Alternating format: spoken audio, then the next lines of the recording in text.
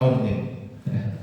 También el hermano Israel está un poquito delicado de salud para que estén orando por él, ¿cierto? Pero bueno, el Señor está haciendo la obra y bueno, Dios va a seguir obrando en la vida de cada uno de nosotros. Vamos a continuar con estas enseñanzas que hemos estado dando. Vamos a seguir hablando acerca del crecimiento espiritual, por eso que le invito a que abra las Sagradas Escrituras en la segunda epístola del apóstol Pedro, del capítulo 1, desde el versículo 5, hemos estado leyendo. Segunda de Pedro, capítulo 1, versículo 5, hasta el versículo 10. Segunda de Pedro, capítulo 1, versículo 5, hasta el versículo 10 yo leeré y usted lo visualiza, por favor. Dice así: vosotros también, poniendo toda diligencia, por eso mismo añadid a vuestra fe virtud, a la virtud conocimiento, al conocimiento dominio propio, al dominio propio paciencia, a la paciencia piedad, a la piedad afecto fraternal y al afecto fraternal amor. Porque si estas cosas están en vosotros y abundan, no os dejarán estar ociosos ni sin fruto en cuanto al conocimiento de nuestro Señor Jesucristo. Pero el que no tiene estas cosas tiene la vista muy corta, es ciego, habiendo olvidado la purificación de sus pecados. Por lo cual, hermanos, tanto más procurad hacer firme vuestra vocación y elección, porque haciendo estas cosas no caeréis jamás. Damos gracias al Señor. Tenga la amabilidad de sentarse, por favor. Bueno, estamos hablando acerca del crecimiento espiritual y creo y considero que todos nosotros ya nos hemos dado cuenta que el crecimiento espiritual en la vida cristiana es fundamental. No es que sea algo aislado, no es que sea algo para tomar en cuenta de vez en cuando. Hoy me apetece crecer, hoy quiero ser un poquito mejor, quiero ser una mejor persona. No, el crecimiento espiritual es vital y es fundamental. Esta iglesia tiene que ir como la luz de la aurora, de aumento en aumento hasta que el día sea perfecto, hasta alcanzar la altura, la anchura, la longitud del varón perfecto. ¿Quién es el varón perfecto? Nuestro Señor Jesucristo. Él es nuestra guía, Él es nuestro estandarte, Él es nuestra fuerza. Nosotros tenemos que tener nuestra mirada puesta en Jesús, como está escrito: puestos los ojos en Jesús, el autor y el consumador de la fe. Pero esto, por lo tanto, es algo en lo que se debe trabajar, porque nosotros no estamos poniendo la mirada en cualquier hombre aparte o un hombre secular. La mirada que nosotros estamos poniendo es la mirada en nuestro Salvador, aquel que no se estimó a sí mismo, sino que se entregó por todos nosotros, aquel que siendo Dios se manifestó en carne en la persona de Jesucristo. Por eso la Biblia nos dice: hayan ustedes ese mismo sentir que hubo en Cristo Jesús, el cual, siendo en forma de Dios, no estimó el ser igual a Dios como cosa a que aferrarse, sino que se despojó, se vació por completo, tomando forma de siervo, hecho semejante a los hombres, y estando en esta condición, se humilló a sí mismo, haciéndose obediente hasta la muerte, y muerte de cruz. La muerte que se le daba a los más viles y perversos criminales, a los peores hombres de la sociedad. Sin embargo, allí en esa cruz estaba siendo crucificado no ningún perverso sino el santo, no ningún pecador sino el justo, no ningún malo sino el bueno, no ningún imperfecto sino el perfecto, el sublime, el glorioso, el majestuoso, en aquel que no se halló pecado ni engaño en su boca. Allí estaba siendo crucificado. ¿Para qué? Para que tú y yo tuviéramos la oportunidad de que el cielo se abriera de par en par, de que de la tierra y el cielo se hiciera un puente, un camino. Él mismo es el camino, Él mismo es la verdad y Él mismo es la vida, y nadie viene al Padre si no es por Él. Ahora pues, Él nos ha abierto las puertas de los cielos y nos ha puesto un camino para seguir al cielo. ¿Cuál es? Él mismo. Y solamente en Jesús, óigame bien, solamente en Jesús, punto número 1, solamente por Jesús y en Jesús seremos salvos. Y solamente en Jesús tendremos un verdadero crecimiento espiritual. No hay forma, no hay manera de verdaderamente crecer espiritualmente si nuestro enfoque no está en Jesús. Esto no se trata de que ahora usted va a ser un gran deportista, que no tiene nada de malo. Esto no se trata ahora de que usted va a ser un gran empresario, que no tiene nada de malo. El enfoque aquí es interno, es por y para Él. Ahora he decidido vivir por y para Jesús. Como Pablo dijo, juntamente con Cristo estoy crucificado. ¿Qué puede hacer un crucificado por sí mismo? Nada, está crucificado. Pero Él no se crucificó solo, dice, juntamente con Cristo estoy crucificado y ya no vivo yo, mas Cristo vive en mí. No me responda, pero ¿quiénes de nosotros podemos decir eso a voz en cuello? ¿Cuántos de aquí vivimos realmente para Jesús? ¿O cuántos de aquí les domina aún la carne y viven para sí mismos? Vea, yo le voy a decir algo. El crecimiento espiritual, y se lo voy a poner un enfoque hermoso, el crecimiento espiritual se trata de ir destruyendo ídolos a lo largo de su vida. Amén. El cristianismo se trata de ir destruyendo ídolos a lo largo de la vida. Hay personas, hay cristianos que están con algo y dicen, no, yo esto no lo puedo dejar. No, yo es que la pornografía, eso es un ídolo que se está poniendo por encima de su Dios. No, es que yo ya no puedo dejar de estar con esa mujer, yo no puedo dejar de estar con ese hombre, yo no puedo dejar de hacer esto, yo no puedo dejar de aquello. Esta vida cristiana para un crecimiento espiritual se trata de ir destruyendo ídolos a lo largo del camino. Y usted no va a poder destruir a Baal, a Será y a Asterot si usted no se enfoca en aquel que no es un ídolo temporal de metal, de madera o de bronce, sino que Él es el Rey de los reyes y el Señor de los señores, el Dios incomparable. Cuando usted se da cuenta de eso, usted transforma su visión, usted cambia su mirada, usted cambia el enfoque. Porque realmente nosotros necesitamos destruir muchos ídolos que se levantan en nuestro corazón. En nuestro corazón Jesucristo tiene que estar entronado. Porque hay tantas cosas, hermanos, que impiden que el Señor tenga el control, por decirlo de alguna manera, aunque Él lo puede tener, pero Él lo que quiere es que usted se lo entregue. Porque si no fuéramos robots a los que Él obliga, pero la intención de Dios no es obligarnos, sino que nosotros con todo nuestro corazón le digamos, Señor, yo tal vez no puedo, yo tal vez no soy capaz, pero quiero empezar este camino de crecimiento que está enfocado en ti, en poner la mirada en ti, porque si tú no estás, no tiene sentido, porque si tú no me guías, ¿para dónde voy? Porque si tú no eres mi fuerza, rápido caeré, pues soy un hombre débil. Pero necesito enfocarme en ti. Por eso el crecimiento espiritual es fundamental. Y por eso Pedro nos dice, el que no tiene estas cosas, y son varias, y hemos estado hablando de algunas, y haremos un pequeño repaso, pero el que no tiene estas cosas, tiene la vista muy corta. Y como que se queda el mismo escritor corto y dice, es ciego. Tiene la vista muy corta, es ciego, habiendo olvidado. Hermano, eso es otro problemita. Cuando nosotros llegamos a los caminos de Dios, muchos empiezan con mucha fuerza, con mucha gallardía, valentía, con muchas ganas, pero a lo largo del camino se acostumbran a muchas mañas. Sí, porque han visto a lo largo de la vida que hay un Dios que es muy benevolente, ¿cierto? Un Dios que es muy bondadoso, que es muy misericordioso, que es un Dios muy compasivo. Y tristemente y para vergüenza nuestra, muchas veces nosotros como cristianos nos aprovechamos. Y tengan cuidado, no debemos, hermanos, aprovecharnos de la gracia de Dios. Porque la gracia de Dios no se ha manifestado para que nosotros vivamos como queremos vivir. La gracia de Dios se ha manifestado para salvación a todos los hombres, pero la gracia de Dios trae una enseñanza, enseñándoles que renunciando a la impiedad y a los deseos mundanos, vivamos en esta vida sobria, justa y piadosamente, para así poder tener una esperanza, aguardando la esperanza bienaventurada y la manifestación gloriosa de nuestro gran Dios y Salvador Jesucristo. Estoy citando Tito capítulo 2, versículo 11 aproximadamente. Esto es lo que trae la gracia, trae una enseñanza.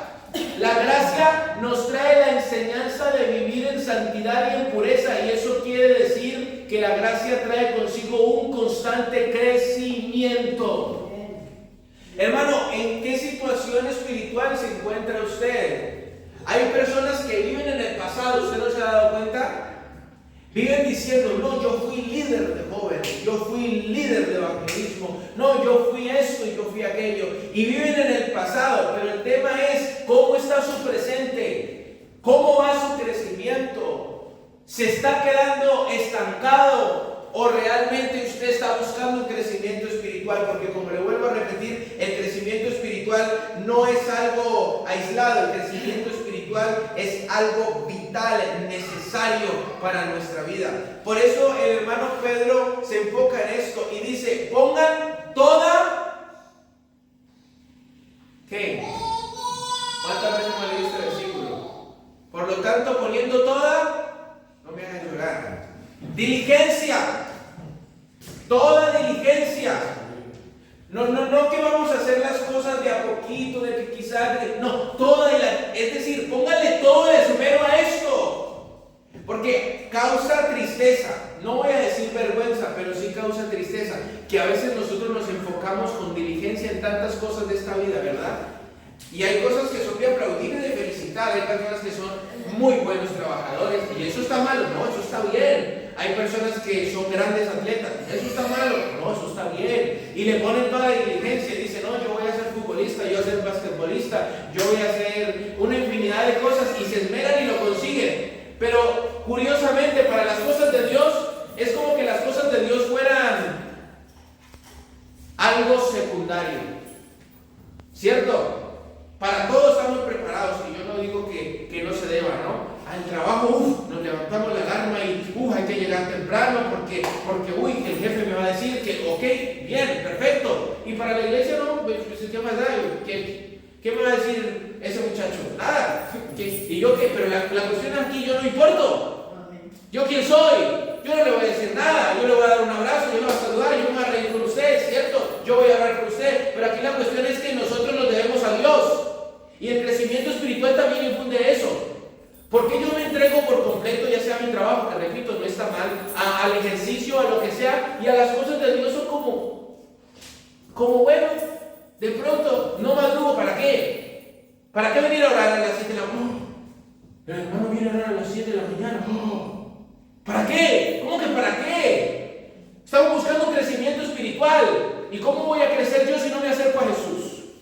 ¿Cómo voy a crecer yo si no lo busco a Él? ¿De qué manera voy a ser perdonado si no me enfoco en Él? ¿Cierto? Y nos damos cuenta que por eso nos estancamos, porque le damos prioridad a absolutamente todo en esta vida, y Jesús, y la comunión, y el perdón, y el amor, y tantas cosas que tienen que ver con el crecimiento espiritual, pasan a un lado, o a una segunda opción. Hermano, eso no debe ser así. Eso no debe ser así, porque entonces estaremos creciendo en todo, menos en lo que debemos de crecer. Y quedaremos como con la vista muy corta y ciegos, habiendo olvidado la purificación de nuestros pecados. Yo le voy a decir algo, porque nosotros con nuestras actitudes parece que olvidáramos la purificación de nuestro pecado, porque vean, la salvación es lo más grande que el hombre puede adquirir. Es lo más grande que el hombre puede adquirir. No hay nada más grande que el hombre puede adquirir. Póngale cuidado, nosotros íbamos rumbo a la muerte, desbocados hacia la muerte, no había posibilidad de salvación. La Biblia dice, por cuanto todos pecaron y están destituidos, o sea, no hay elección, no hay justo ni siquiera uno, no hay quien haga lo bueno, no hay quien atienda, eso dice la Biblia. No teníamos oportunidad de absolutamente nada. Yo no podía hacer nada por usted, usted no podía hacer nada por mí, pero Dios tomó tu lugar, Jesucristo tomó tu lugar, para que a través de su sacrificio todo el juicio cayó sobre el Cordero, todo el juicio cayó sobre el Hijo de Dios, toda la ira de Dios que debía ser contra ti, contra mí, cayó sobre ese hombre que era Dios manifestado en carne, cayó sobre Jesucristo en la cruz del Calvario. Por eso la Biblia dice, mas Él herido fue por nuestras rebeliones, molido fue por nuestros pecados. El castigo de nuestra paz fue sobre Él, y por su llaga fuimos nosotros curados. Todos nosotros nos descarriamos como ovejas, cada cual tomó su camino, mas Jehová cargó en él el pecado de todos nosotros. Herido y afligido, no abrió su boca. Como un cordero fue llevado al matadero, y como una oveja delante de sus trasquiladores, enmudeció y no dijo nada. Él pagó el precio. Lo que usted merecía, Él lo sufrió. El flagelo de la cruz, desfigurado. Por eso dice, le veremos más inatractivo para que le deseemos. Despreciado y desechado entre los hombres, varón de dolores, experimentado en quebranto. Y como que escondimos de él el rostro, fue menospreciado y no lo estimamos. Él paga el precio por nosotros. Cualquiera de nosotros debería estar saltando de la alegría y no encontrar la forma y la manera de querer pagarle a Dios, aunque no hay forma de pagarle. Pero en agradecimiento nosotros deberíamos buscarle más, porque Él hizo por nosotros lo que era imposible, porque no había posibilidad para el ser humano de salvación, pero Él se entregó. Él, el bueno, se entregó por el malo. El perfecto se entregó por el imperfecto. El santo se entregó por el pecador. El sublime, inmortal, se entregó por simples mortales, pecadores y desagradecidos para colmo. Y hoy en día hay una tranquilidad, hay un relajo, como dicen por ahí, espiritual. En vez de buscarse un crecimiento, un constante crecimiento, hay una tranquilidad en la vida, hay una pasividad. Y déjeme decirle algo, yo le voy a decir algo para que usted abra su entendimiento. A veces el diablo no necesita tanto de que, no es como que busquen intensamente el hecho de que usted se vaya a las fiestas o que usted haga algo descomunal. A veces el diablo, con que usted tenga una tranquilidad, que usted crea que todo fluye bien, que no pasa nada, pero que en realidad usted está desenfocado de las cosas de Dios, que usted crea que, como dice, había una iglesia por ahí que creía que estaba viva y estaba muerta, con eso él vive feliz. ¿Sabe por qué? Porque lo tiene enredado y no tiene que hacer mucho. ¿Y sabe cuándo ocurre eso? Cuando el cristiano no busca crecer, cuando todo es una tranquilidad, cuando todo es una pasividad, cuando ya no se le puede decir nada, porque él ya sabe lo que hay que hacer. Entonces, yo voy 20 años aquí, yo llevo 15 años aquí, ¿qué me va a venir a decir usted? Cuando hay una pasividad y una tranquilidad, que Dios me lleve, Dios me traiga, que sí bien y que si no bien y que bueno, y no hay una búsqueda de Cristo, eso le agrada. ¿Sabe por qué? Porque es un cristiano estancado. Y aquí esta iglesia no fue levantada por Dios para ser una iglesia estancada, sino para ser una iglesia que crece espiritualmente, porque la iglesia es nada más y nada menos que el cuerpo de Cristo. Y por ahí le decía yo en estos días, le preguntaba a alguien y le decía, ¿usted se da cuenta que hay un salmo que se cumple con Cristo donde dice que ninguno de sus huesos será quebrantado, ¿cierto? Y yo decía, ¿y por qué ninguno de sus huesos fue quebrantado? Bueno, porque ya estaba muerto, sí, ya estaba muerto, pero hay un enfoque más grande. Y es que el cuerpo de Cristo representa a la iglesia. Y la iglesia puede ser golpeada, pero nunca va a ser quebrada. Jamás va a ser quebrada la iglesia. No debe ser fracturada la iglesia, porque esta es una iglesia que tiene una cabeza que está por encima de todo principado, poder y potencia. Esta iglesia es el cuerpo de Cristo y Cristo está sentado sobre todo principado, poder y potencia, y tiene un nombre que es sobre todo nombre. Aquí el no crecer espiritualmente es una excusa, porque nosotros tenemos de nuestro lado al Espíritu Santo, nosotros tenemos de nuestro lado al Rey de los Reyes, al Todopoderoso, al Señor de los Señores, al que nos fortalece, al que abrió las puertas de los cielos para que nosotros pudiéramos entrar. Entonces, no crecer espiritualmente creo que nos deja a nosotros en un mal lugar, porque siendo la iglesia de Cristo, nosotros tenemos todas las de ganar. Pues Jesús le dijo a Pedro, las puertas del Hades no prevalecerán para la iglesia. También le dijo, el diablo me ha pedido para zarandearos, pero yo os he rogado que no falte la fe. Primer punto, ¿cuál? La fe. Poniendo toda diligencia, por esto mismo, añadir a vuestra fe. Se supone que la fe la iglesia la debe de tener, porque nosotros dijimos algo muy importante. importante, y es que sin fe es imposible agradar a Dios, porque el que le busca tiene que creer que le hay y que es galardonador de los que le buscan. Por eso es que la mayoría de cristianos no crece por su falta de fe. Sin fe, hermano, usted no puede tener un crecimiento espiritual. Déjeme decirle, es imposible. Hermano, ¿y usted cuando? No, yo eso no, estamos hablando de que Dios hace posible lo imposible. Hablaba con una muchacha el otro día y le decía, vean, lo que nosotros expresamos con fe tiene un realce muy importante. Lo que nosotros hablamos es de lo que emana nuestro corazón. La Biblia lo dice, ¿no? De lo que emana el corazón hablan los labios. En cierta medida eso es lo que usted cree, de lo que emana el corazón. Si usted vive diciendo vulgaridades, si usted vive hablando cosas, eso es lo que tiene en su corazón. No le busque más peros. Y Dios quiere que cambie su corazón. Eso es lo que hay. Y falta un crecimiento espiritual. Ay, no, pero es que Diosito, bueno, eso es lo que hay en su corazón, porque lo que emana el corazón no habla. Por eso Jesús se lo preguntaba y decía, ¿cómo ustedes pueden hablar lo bueno siendo malos? Si de la abundancia del corazón hablan los labios.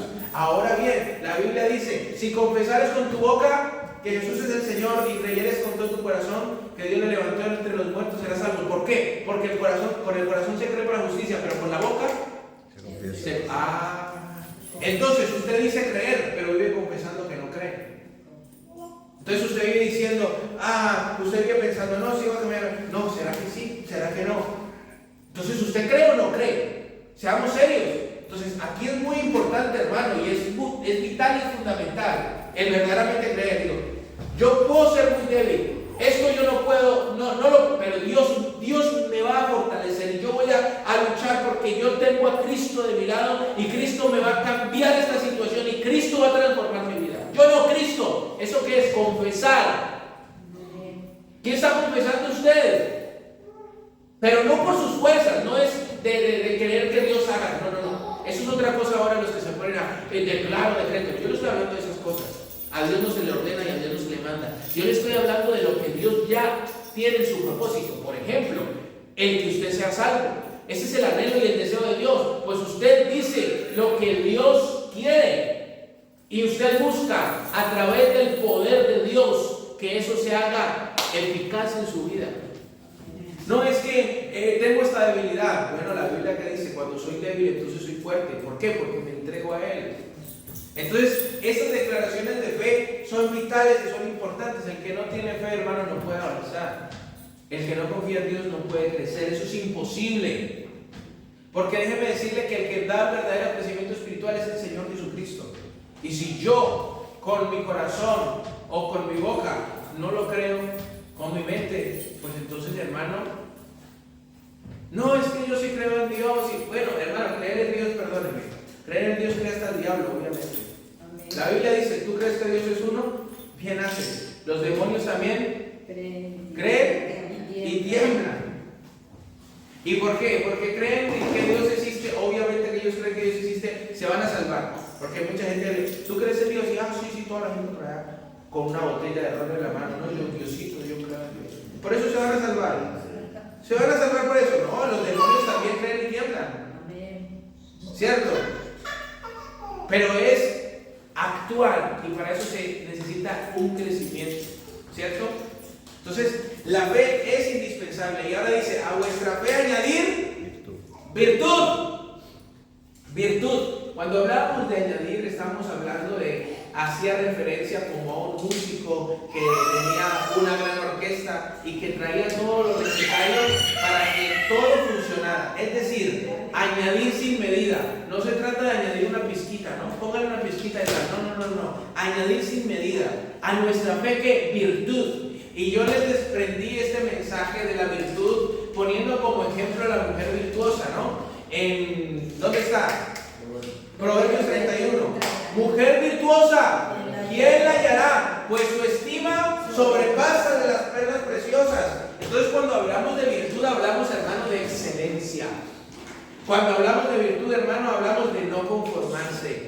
En esta era hay cristianos conformistas.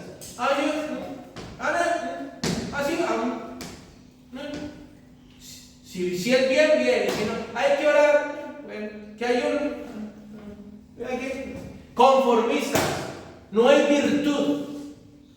conformismo.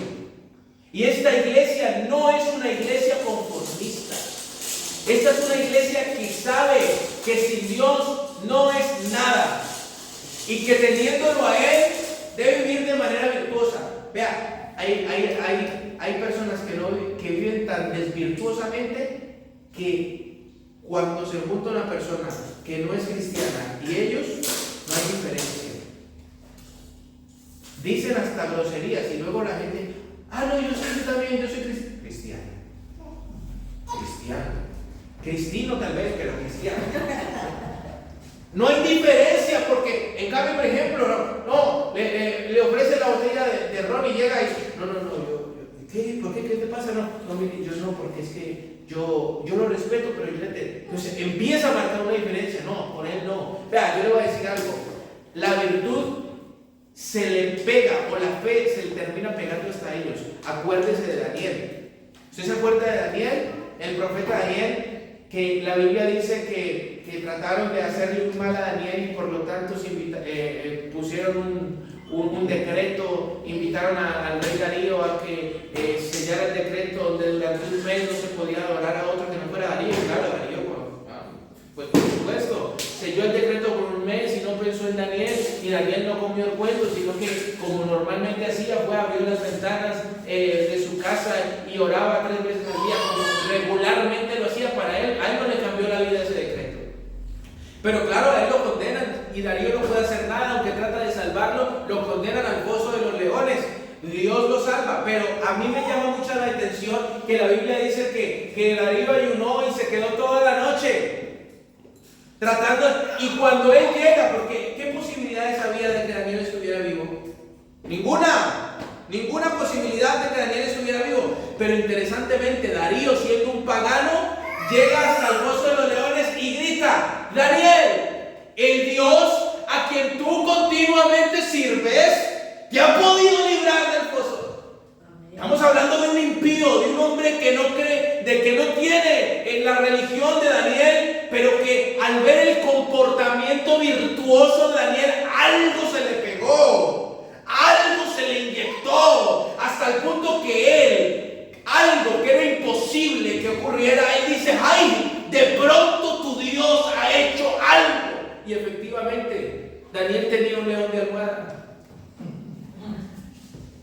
Vive para siempre, oh rey. Dios envió su ángel para que cerrara la boca de los leones, para que no me hiciesen daño.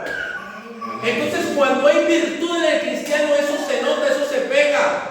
Pero qué duro, qué triste es que cuando usted llega a un lugar ni sabe que es cristiano.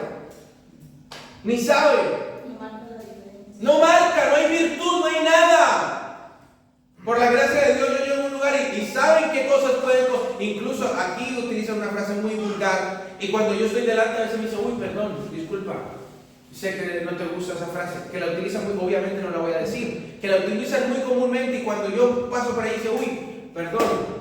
Hasta me molestan y todo. Pero marca, porque conocen, ¿cierto? Porque hay una diferencia. Pero hay cristianos que no tienen virtud, que no hay diferencia. Eso es una revoltura ahí de ellos con el mundo, y eso es lo mismo, eso es igual. Cristianos estancados, en decadencia, sin fe, sin virtud. Pero hay que añadir virtud, hermano. Y como les decía yo ayer, es interesante que la iglesia hoy en día, hasta el mundo los ama. Y yo no entiendo por qué el mundo los ama.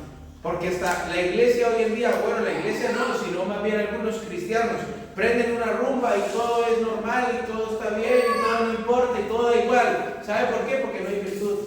¿Y sabe por qué no hay virtud? Porque no hay temor de Dios. No hay temor de Dios. Y el principio de la sabiduría es el temor a Jehová, y apartarse del mal, la inteligencia. Pero no hay temor de Dios. Ahora todo vale.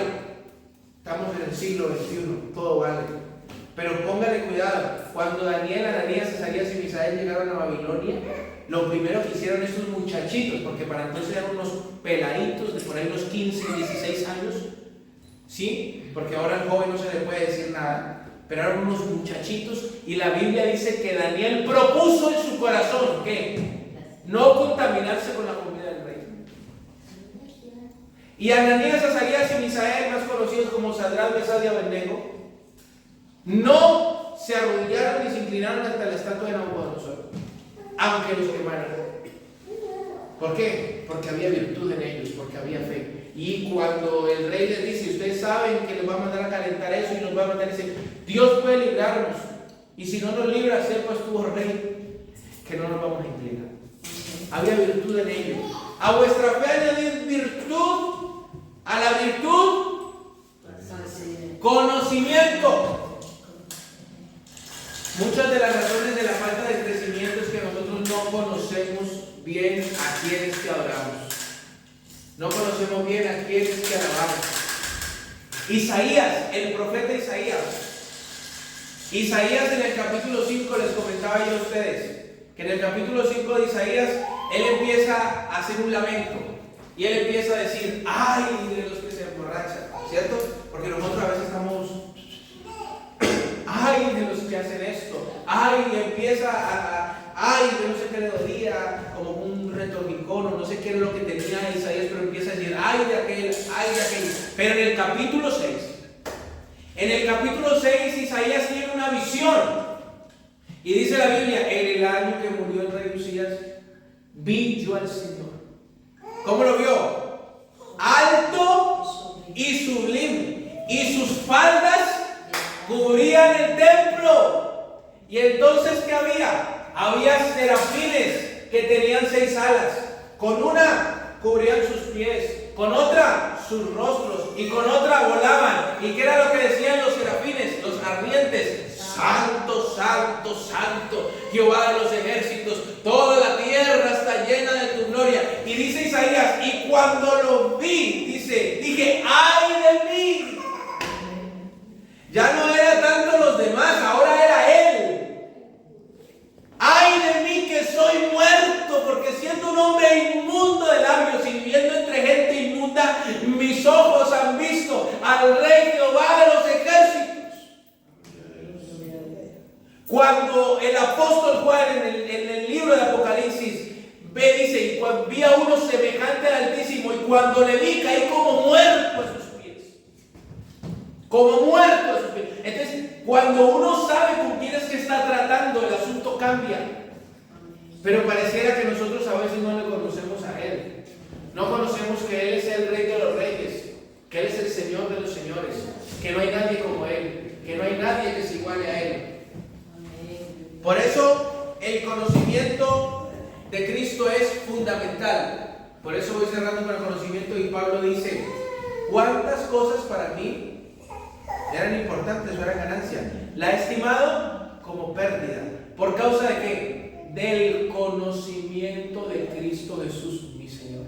Por amor del cual lo he perdido todo y lo tengo por basura. ¿Con tal de qué? De ganar a Cristo, de conocer a Cristo. Pero hoy en día no nos enfocamos en verdaderamente saber quién es Cristo. Porque Jesús dijo, si no creéis que yo soy, en vuestros pecados en vuestros pecados moriréis. Y Jesús dijo, y conoceréis la verdad. Y la verdad os hará libre. Y luego él dijo que yo soy qué. La verdad. Yo soy la verdad. ¿Quiere conocer la verdad? Necesita conocer a Cristo. No necesita estar enfocándose en tantas cosas. ¿Quiere conocer la verdad? Conozca quién es Cristo. ¿Quién es Cristo? Porque usted sabe por qué recibió el juicio el pueblo de Israel. Porque no le conocieron. Porque no le recibieron. A lo suyo vino, mas los suyos no le recibieron. Porque no sabían quién era. Pero él era el Mesías. ¿Cierto? Entonces, si no le conocemos a Él, no basta con decir yo creo en Dios. Hay que conocerle a Él. Hay que saber quién es Él. Hay que vivir de manera virtuosa. Al conocimiento añadir ¿qué? Dominio propio. Dominio propio. Una de las razones de añadir al conocimiento dominio propio es que mucha gente empieza a aprender cualquier cosita por ahí y empieza como a delirar, ¿no? Hay pastores que han ido al instituto, a la universidad y Dios les bendiga. Empiezan a hablar diferente, a comportarse diferente, ¿cierto? Porque el conocimiento envanece, pero el amor edifica. Todavía no entramos en amor. Pero al conocimiento hay que tener dominio propio. Y a la vida hay que añadirle dominio propio. Y dijimos que si no tenemos dominio propio, la mayoría de cristianos que no tengan dominio propio estarán prontos a caer. Estarán prontos a caer. Porque el dominio propio es fundamental. Ay, no, es que yo no soy capaz. Bueno, la Biblia a mí me dice, Dios no nos ha dado un espíritu de cobardía, sino de amor, de poder y de dominio propio. Dominio propio también conocido como templanza, que es un fruto del espíritu. Yo lo que necesito en esta vida, hermano, es llenarme de Cristo, es buscar a Cristo. Aquí, ¿sabe qué es lo que pasa? Que la mayoría de nosotros, ¿por qué estamos estancados o por qué no crecemos espiritualmente? Porque la mayoría de todos ustedes, por no decir todos, tenemos un enfoque en nosotros mismos, y me disculpan. Y claro, cuando nos vemos a nosotros y vemos nuestras debilidades, vemos que es imposible. Pero estamos ignorando a aquel que puede darnos el poder y la autoridad para vencer. Amén. Y esa es la cuestión del asunto. Esa es la falta de fe que nosotros tenemos. Y nosotros nos vemos a nosotros. Y evidentemente nosotros somos débiles, somos frágiles, no tenemos dominio propio. Pero al dominio propio, ¿qué se le debe añadir? Paciencia. Paciencia. La Biblia dice lo siguiente: por tanto, hermanos, tened paciencia hasta la venida del Señor. Terrible esto parece, ¿no? Tened paciencia hasta cuándo. Algunas personas, mis hermanas, ¿hasta cuándo voy a aguantar? Tened paciencia hasta la venida del Señor. Mirad cómo el labrador espera el precioso fruto de la tierra, aguardando con paciencia hasta que recibe la lluvia temprana y la tardía. Tened también vosotros paciencia y afirmad vuestros corazones. ¿Por qué, hermanos? Porque la venida del Señor está cerca. La debilidad nuestra a veces nos infunde impaciencia. Pero debemos tener paciencia. ¿Por qué? Porque la venida del Señor está cerca. Por eso debemos tener paciencia hasta la venida del Señor, porque la venida del Señor está cerca. Y yo sé que a veces uno torna impaciente a causa de las dificultades de la vida. La mayoría de los seres humanos somos impacientes, sobre todo cuando la situación amerita de una solución inminente. Es decir, a veces nos dicen, hey, necesitas esto y aquello. Te van a echar de tu casa, tu hijo le pasa esto, tu hija se necesita esto ya. Y claro, a nosotros nos gana ¿qué? La impaciencia. Porque la situación amerita de una solución inminente. El pueblo de Israel se puso impaciente y era normal, humanamente hablando, cuando usted tiene al frente el Mar Rojo y cuando detrás viene ¿qué? Los egipcios, un ejército. ¿Quién no se va a impacientar? El mismo Moisés se tiró, se inclinó, se puso de rodillas y empezó a clamar, pero el Señor le dijo: ¿qué haces clamando a mí? Extiende la vara, yo ya te dije lo que voy a hacer. Y es que a veces Dios nos ha dicho lo que va a hacer, pero nosotros seguimos siendo impacientes. Le pasó al mismo Abraham y le pasó a Sara, ¿cierto? Porque no es fácil ser paciente cuando eres un anciano que ya no tienes fuerzas para procrear, porque la Biblia dice, Pablo nos enseña que Abraham, su cuerpo era como si estuviera muerto. O sea, no tenía fuerza. Y para colmo, Sara toda la vida había sido estéril. Se le había pasado la costumbre de las mujeres y para colmo había sido estéril. Entonces, un hombre que tiene el cuerpo muerto, prácticamente casi muerto, un anciano, su mujer, se le pasó el tiempo, ha sido estéril y ahora es otra anciana también. ¿Qué posibilidades hay de que tengan un hijo?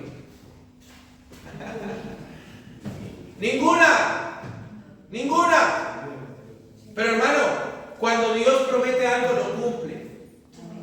Si Dios ha dicho algo, lo cumple.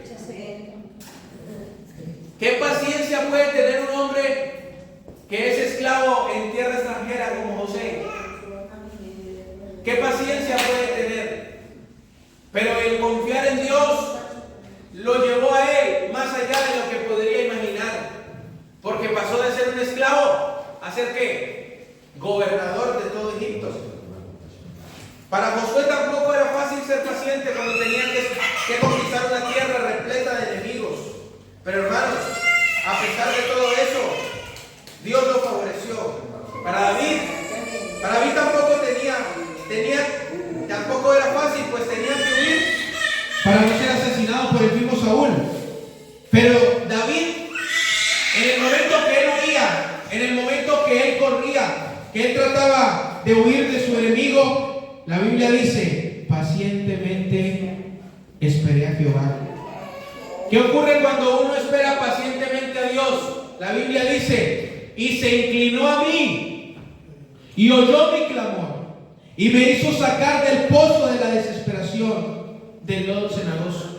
A veces la impaciencia o el esperar nos mete a nosotros en el pozo de la desesperación, en el lodo cenagoso, pero cuando esperamos confiadamente en Él, de allí nos saca Él. Y puso mis pies sobre peña y enderezó mis pasos, puso en mi boca un cántico nuevo. O sea, a veces, hermanos, ni alabar bien podemos, ¿cierto? Aplaudimos por aplaudir, cantamos por cantar, pero dice aquí el salmista, puso en mi boca un cántico nuevo, alabanzas a nuestro Dios. Verán esto muchos y temerán y confiarán en Jehová. Bienaventurado el hombre que puso en Jehová su confianza y no vino a los soberbios ni a los que se desvían tras la mentira. Has aumentado, oh Dios mío, tus maravillas y tus pensamientos para con nosotros. No es posible contarlos ante ti. Si yo anunciara y hablara de ellos, no podrían ser enumerados. Dios es un Dios que no levanta a medias, no limpia a medias, no hace las cosas por hacer. Este Dios es un Dios que cuando uno confía y espera en Él pacientemente, no defrauda, porque los que esperaron en Él jamás fueron avergonzados. Pero se requiere de paciencia en esta vida, se requiere de paciencia en el cristianismo, no de quejas. Hay cristianos que viven de quejas, no tienen paciencia y se viven quejando. Hermanos, no os quejéis unos con otros para que no seáis condenados. He aquí, el juez está delante de la puerta. Las quejas inspiran impaciencia y desconfianza. Porque yo ya les hablé acerca de lo que uno expresa con su boca. Y hay cristianos que la vida se les ha convertido en una queja. Pero la voluntad de Dios es que seamos agradecidos. La fe infunde agradecimiento y paciencia. Porque la fe es la certeza de lo que se espera. ¿De lo que qué? Se espera. ¿Sí ve? Y para uno esperar necesita paciencia. La fe es la certeza de lo que se espera y la convicción de lo que no se ve. Porque vivimos por fe, no por vista. Y para esperar lo que estamos visualizando por la fe, se necesita paciencia. Porque aún un poquito, y el que ha de venir vendrá, y no tardará. Mas el justo vivirá por la fe, y si retrocediere, no agradará mi alma. Cuando no tenemos paciencia, buscamos el retroceder, pero de esta manera no agradaremos a nuestra alma. Más bien diga, pero nosotros no somos de los que retroceden para perdición, sino de los que tienen fe para la preservación del alma. ¿Qué hacer? ¿Cómo ser paciente? ¿Cómo ser paciente, hermano? Mientras la aflicción llega. ¿Está alguno afligido entre vosotros? Haga oración. ¿Está alguno contento entre ustedes? Cante alabanzas. Uno vive el proceso en Dios, hermano.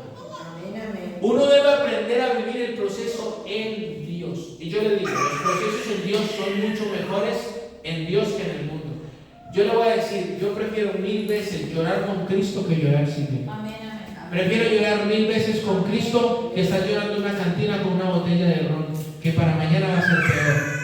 Que estar con Cristo y tener la fe y la convicción de que Él, sea como sea, y como yo les he predicado muchas veces a ustedes, y muchos aquí son testigos, y mis padres son testigos, no sé si me están prestando atención, pero ellos también son testigos, que les he dicho muchas veces, yo no sé cómo Dios lo va a hacer, solo sé que lo va a hacer. Así de sencillo, yo no sé cómo va a ocurrir. Ay, pero mire cómo lo vamos a hacer. ¿Qué vamos a hacer? Yo no sé. De verdad que no sé. Me gustaría decirles cómo. Me gustaría tener la solución ahora mismo, pero no la sé. Lo único que yo sí sé es que voy a esperar pacientemente porque el que prometió es fiel y Él lo va a hacer. Es lo único Y estoy añadiendo ¿qué? Paciencia, fe, virtud, dominio propio. ¿Sí me entiende? Porque si no tenemos esto vamos a caer. Porque la impaciencia nos va a hacer caer. Porque no vivir de manera virtuosa nos va a hacer caer. Porque no tener fe nos va a hacer caer. Porque no tener paciencia nos va a hacer caer. Por eso él termina cerrando al hermano Pedro diciendo: si por lo tanto, hermanos, procurad firmemente vuestra vocación y elección, porque haciendo estas cosas no caeréis jamás. Jamás, hermano. Fíjese usted, hermano, qué es lo que tiene que empezar a añadir a su vida. Y yo creo que todo, hermano, tenemos que empezar a añadir. Pero no tenemos paciencia y vivimos afanados, ¿cierto? Pero la Biblia dice: por nada estéis afanosos. No sean impacientes. Por nada estén afanosos, si no sean conocidas vuestras peticiones delante de Dios en toda oración y ruego con acción de gracias. Que a veces se tiene oración, a veces se tiene oración, a veces se tiene ruego, pero también se tiene queja y no acciones de gracias. ¿Usted no se ha dado cuenta? Pero dice aquí la Biblia: con toda oración y ruego con acciones de gracias. ¿Y qué va a ocurrir? Dice aquí: y la paz de Dios, que excede a todo conocimiento, guardará vuestros corazones y vuestros pensamientos en Cristo Jesús. Yo he vivido experiencias, no es que me hayan contado, he vivido experiencias donde he estado pasando momentos para mí muy difíciles y he llegado a sentir una paz descomunal que yo mismo me toco y digo: ¿y esto cómo es? Yo no estoy viviendo pues esta situación. A mí no me está pasando pues esta situación. ¿Por qué siento esta paz en el alma? Y me acordaba de este versículo: y la paz de Dios, que excede a todo conocimiento, guardará vuestros corazones en Cristo Jesús. Por eso, hermano, nosotros debemos revestirnos de paciencia. La Biblia dice: vestíos pues como escogidos de Dios, santos y amados, de entrañable misericordia, de benignidad, de humildad, de mansedumbre, de paciencia. De paciencia. ¿Sabe, hermano, por qué? Porque nos es necesaria la paciencia. La Biblia nos dice: porque os es necesaria la paciencia, para que habiendo hecho la voluntad de Dios obtengáis la promesa. Fíjese que la paciencia es necesaria para obtener la voluntad de Dios. Porque si Dios me ha dicho algo, Dios quiere algo conmigo y yo no tengo paciencia, yo no estoy buscando la voluntad de Dios. Yo necesito ¿Y cómo se forma la paciencia? A través de las pruebas. A través de las cosas que nosotros no podemos soportar, que nos van a hacer crecer. Por ejemplo, yo fui un hombre que no me la dejaba contar de nadie. Y por ahora, gracias a Dios, no sé si el día de mañana, pero me han llegado a estrujar, a empujar, a insultar. ¿Ah? ¿Qué va a hacer usted? ¿Tener paciencia o se va a comportar como un impío? Porque no hay diferencia. Algunos dicen: no, si a mí me vienen a buscar problemas, yo también le respondo: usted no es cristiano. Mire a ver usted qué es. Mire a ver usted qué es. Porque entonces quiere decir que usted es cristiano hasta que la situación se pone difícil. Entonces el día que lo quieran, como decía Fidel antes, los que están siendo perseguidos, el día que lo persigan, usted está blasfema. Claro. El día que usted lo persiga, usted va a decir como Pedro: no, yo no conozco a ese hombre. ¿Cierto? No sé quién es. ¿Y cómo terminó Pedro? Blasfemando, maldiciendo. Maldijo. A la tercera vez maldijo. ¿Cierto? ¿Por qué? Porque no han crecido. Entonces un cristiano que no crece, cualquier cosa lo tumba. Hay cristianos que con mostrar una botella de arroz ya se olvidaron. Cuelgan la Biblia. Con mostrar una muchacha, cuelgan la Biblia. Con cualquier cosa. No tiene dominio propio, no tiene paciencia, nada. Porque no hay un crecimiento espiritual. Entonces cualquier dificultad nos lleva a ellos a ¿qué? A colgar la Biblia, el cristianismo y todo. ¿Por qué? Porque no han crecido espiritualmente. Porque son unos niños. Por eso son carnales. Y a la iglesia de Corintio el apóstol Pablo les dijo: ¿cuánto quisiera yo hablarles a ustedes como espirituales? Pero no puedo. Porque ustedes son carnales. carnales. Les quise dar viandas, es decir, buen alimento, les quise dar frijolito, lentejita. Les quise dar viandas, pero no puedo, sino que me toca darle lechecita. ¿Por qué? Porque son bebés, son carnales. ¿Cierto? Entonces nosotros tenemos que crecer espiritualmente y añadir al dominio propio paciencia. Y como le dije yo a ustedes, la paciencia ¿cómo se forma? En la prueba. Es necesario que vuestra fe sea probada como ¿qué? Como el oro refinado. Y para poder salir de ahí, en ese fuego, hay que tener paciencia. Porque Dios no nos va a dejar, o Dios no va a querer que nosotros entremos al cielo como llegamos. Y la Biblia dice, sin santidad nadie verá al Señor. Pero ¿cómo se va a formar nuestro carácter? A través de las pruebas, a través de las vivencias en el cristianismo. Y si no las soportamos, ¿por qué cree usted, hermano, que hay cristianos que llevan 20 años en las mismas? Porque nunca tuvieron paciencia soportando la prueba. Porque cuando les decían cualquier cosa, hay cristianos que después de 20 años siguen mirando mal y siguen diciendo, no, yo no me la dejo montar de nadie, a mí me respetan. ¿Cierto? Nunca crecieron. Son niños, llevan 20 años, nunca crecieron. ¿Cierto? Porque el enfoque de ellos estaba en ellos. ¿Por qué cree que uno tolera tantas cosas, hermano? Porque pone la mirada en Cristo. Porque a veces la carne le exige o le pide muchas cosas a uno.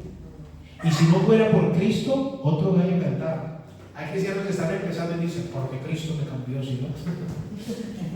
Tampoco está bien, ¿no? Pero ellos en su debilidad lo dicen, no, si Cristo me ha cambiado, mejor dicho, yo cogía y... Cierto, pero tampoco está bien.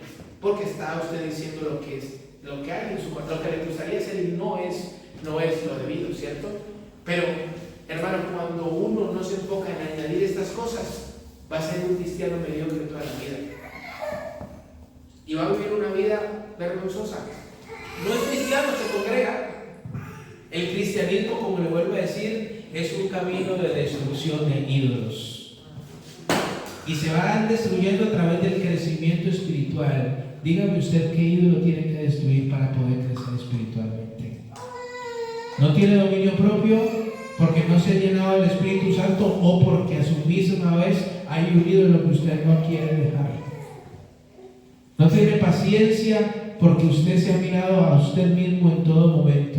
A mí me tienen que respetar, a mí me tienen que oír. Hermano, el cristianismo por eso es una negación de nosotros mismos.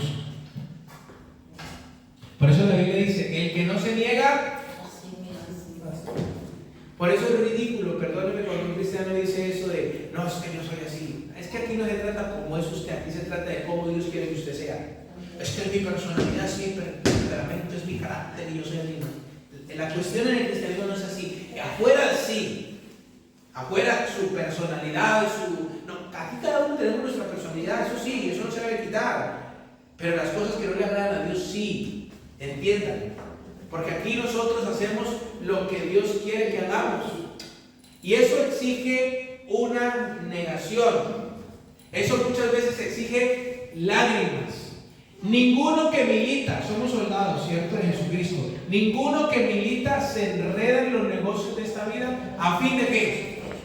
De agradar a aquel que lo ha tomado por soldado, ¿cierto? Aquel que lo ha tomado por soldado. Entonces, de pronto usted está pasando hoy una situación difícil, adversa, que requiere paciencia. Yo les digo que la paciencia es necesario para que, habiendo hecho la voluntad de Dios, obtengáis la promesa. Pacientemente, esperando en quién. En Dios, hermano. Y por eso le digo, hermano, no es tiempo de rendirse. No es tiempo de permitir que las situaciones adversas dominen su vida, sino que pongan todo a los pies de Cristo. Yo no sé cómo si usted se siente hoy, pero yo sí le tengo una palabra de parte de Dios. Vengan a mí, dice el Señor, todos los que estén trabajados y cargados. ¿Cómo está usted hoy? Vengan a mí, todos los que estén trabajados y cargados, que yo los voy a hacer ¿qué? Yo los voy a hacer descansar. Llevad mi yugo sobre vosotros y aprended de mí, que soy manso y humilde de corazón, y hallaréis descanso para vuestras almas, porque mi yugo es fácil y ligera mi carga. El cristianismo no es difícil si estamos con Cristo. El problema es cuando nos miramos a nosotros mismos o desviamos nuestra mirada hacia algún lado. Ninguno que poniendo su mirada, ninguno que poniendo su mano en el arado y mira para otro lado es apto para el reino de los cielos. El enfoque es Cristo. Y como le vuelvo a decir, el crecimiento espiritual no es algo opcional. Sin santidad, nadie verá al Señor. Nadie verá al Señor. Esto no es de que estoy en el mundo y estoy en la iglesia y que bueno, no olvides. Yo he tratado de predicarle la verdad. No he tratado de predicarle lo que usted quiere oír, porque si no sería un predicador mentiroso. Eso no se trata de porque los amo. No es que es muy cansón con esto y con aquello. No, es que déjenlos que hombre con hombre y mujer con mujer. No, eso no dice la Biblia. Qué pena, me da pesar. ¿Cierto? No, es que usted es así, es así. No, hay otros fornicarios que tampoco le darán el reino de los cielos. Hay otros adúlteros que tampoco, hay otros mentirosos que tampoco le darán el reino de los cielos. Hay otros borrachos que tampoco le darán el reino de los cielos. Y si yo me pongo en esas, tampoco lo voy a heredar, porque estoy aquí predicando. ¿Sí me entienden? Es que este cuento no es que yo le esté tirando a ustedes, es que esto es una espada de doble filo. Amén. ¿Cierto? Entonces no se trata de que, no, que ya hice eso. No, es que es lo que dice la Escritura. Y por eso yo me enfoco tanto en eso y dice, no, es que yo mejor me voy acá porque es que ese predicador, bueno, váyase para donde le digan que saque el campeón que lleva adentro y donde usted es Superman, pero acá no. Acá el Rey de Reyes es Jesucristo. Él es el que da la salvación, nosotros no, nosotros somos débiles. Vaya donde le digan, cree en ti mismo. No, aquí yo no le digo que crea en usted mismo porque puede equivocar, usted mismo se puede engañar. Aquí yo le voy a decir, tenga cuidado de usted mismo y crea en Jesucristo, porque usted mismo puede ser su gran enemigo. Usted mismo se puede, por su culpa puede cometer grandes errores. Pero por eso la Biblia dice lo siguiente, que andemos en el Espíritu y que desechemos las obras de la carne. Por lo siguiente, digo pues, andad en el Espíritu y no satisfagáis los deseos de la carne, porque el deseo de la carne es contra el Espíritu y el del Espíritu es contra la carne, y estos se oponen entre sí para que no hagáis lo que quisierais. Pero si sois guiados por el Espíritu, no estáis bajo la ley. Y manifiestas son las obras de la carne, que son adulterio, fornicación, inmundicia, lascivia, idolatría, hechicerías, enemistades, pleitos, celos, iras, contiendas, disensiones, herejías, envidias, homicidios, borracheras, orgías y cosas semejantes a estas, acerca de las cuales os amonesto, como ya lo he dicho antes, que los que practican tales cosas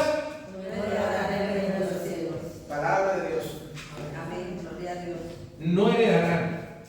No, es que Dios no heredará. No me diga que yo no le avisé. No heredará. Y para no vivir de esa manera, ¿qué se necesita? Un crecimiento espiritual. Si no se crece espiritualmente, se termina así, hermano. ¿Saben por qué? Porque esta carne jala. Jesús lo dijo. El espíritu, la verdad, está dispuesto, pero la carne es débil. Débil. Pero eso no es una excusa para nosotros. Eso es un llamado de atención, porque algunos lo toman, no, es la carne es débil. Es cierto. No es que el pastor dijo, la carne es débil. No, la carne es débil, pero eso no es una excusa. Eso es un llamado de advertencia para que nosotros estemos vigilando y orando, porque eso Jesús lo dijo en el momento de oración, cuando fue con los apóstoles a que oraran con él y luego les dijo, no habéis sido capaces de velar ni siquiera una hora, velad y orad. ¿Por qué? Porque el espíritu de la verdad está dispuesto, pero la carne es débil. Eso es una advertencia, no es una justificación. Es una advertencia. Es una advertencia. La única forma de crecer es vivir en el espíritu, andar en el espíritu. ¿Cómo está andando usted? ¿Cómo está viviendo usted? Hermano, póngase de pie, por favor. Por fin se acabó el regaño. No es regaño. No es regaño. Es palabra de Dios. Y a todos los que nos ven por las redes sociales, los saludamos en el nombre de Jesús y los invitamos a que entreguen su vida a Jesucristo, que es el único camino hacia la salvación y que solamente Él puede salvar su alma, querido amigo. Solamente Él puede transformar su vida. Aquellos que de alguna manera llegaron a los pies de Cristo no volvieron a ser los mismos. Saulo, un perseguidor de la iglesia, se convirtió en el apóstol Pablo, un gran predicador del Evangelio. Todo aquel que llegue a Jesús no vuelve a ser el mismo. De modo que si alguno está en Cristo, nueva criatura es. Las cosas viejas pasaron y aquí todas son hechas nuevas. Cristo puede transformar tu vida. Cristo puede hacer de ti un hombre, una mujer nueva. Padre Celestial, te damos gracias por tu palabra, mi Dios amado. Gracias, Señor Jesucristo, por tu bondad, por tus beneficios, por tu misericordia, por tu benevolencia, oh Altísimo Salvador. Yo te ruego, Señor, que nos favorezca, que nos ayude, Señor, a proseguir, a continuar. Te ruego, Señor Jesucristo, que tu palabra quede impregnada en nuestro corazón, que tu palabra nos favorezca, oh Altísimo Salvador. Obra en nuestras vidas, obra en nuestros corazones, sea impactando con tu palabra. Te lo ruego, Padre Celestial, en el nombre poderoso de Jesús. Amén y amén. La paz del Señor Jesucristo sea con todos. Dios lo bendiga. Amén.